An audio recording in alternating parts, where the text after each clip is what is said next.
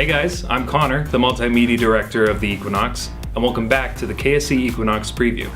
It's finally starting to feel like spring around here, which means that the end of year is right around the corner, and with that comes graduation for all seniors. Future plans are always on the minds of college students, but for seniors, the thought is more pressing than ever, and some admit that they're beginning to get a little worried. Getting a job right at a college is hard and very important. It gets you experience, references, and not to mention the money you're going to need to pay off that tuition that's been rising. Link to that story right here. But anyway, the college will be hosting a career and internship fair this Friday from 2:30 to 5 p.m. in the Spalding Gym. More than 82 employers will be attending the job fair, which will make this job fair the largest in the college's history.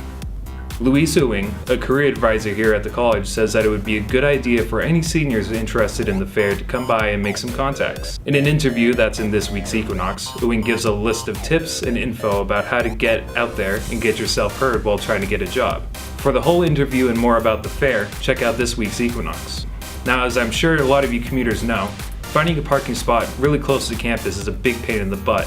Parking on campus is starting to be a bit of a concern because the college seems to lack the necessary amount of spots for commuters. As of August 25th, 2014, 628 parking violations have been issued in both commuter lots, according to the parking office. Of those tickets, 287 of them were issued under the violation of no permit, which is a $50 fine. Leonard Crossman, the Assistant Director of Campus Safety, explains to the Equinox that Campus Safety conducts lot surveys during different times of the day and different days of the week so they can determine how many passes can be issued. This means that there might be more passes for commuter lots out there than there are actual spaces. Expanding parking lot space is pretty much out of the question as well, since the college only owns a limited amount of space. So unless we get a big fancy parking garage and winch lot, commuters will have to battle for the closest spot to campus. And for the last story of the week, recycling on campus at Keene State College, or ROCKS for short, along with Eco Reps, hosted a collection event the week before spring break. The event was to collect anything electronic, like TVs, computers, radios, and so on.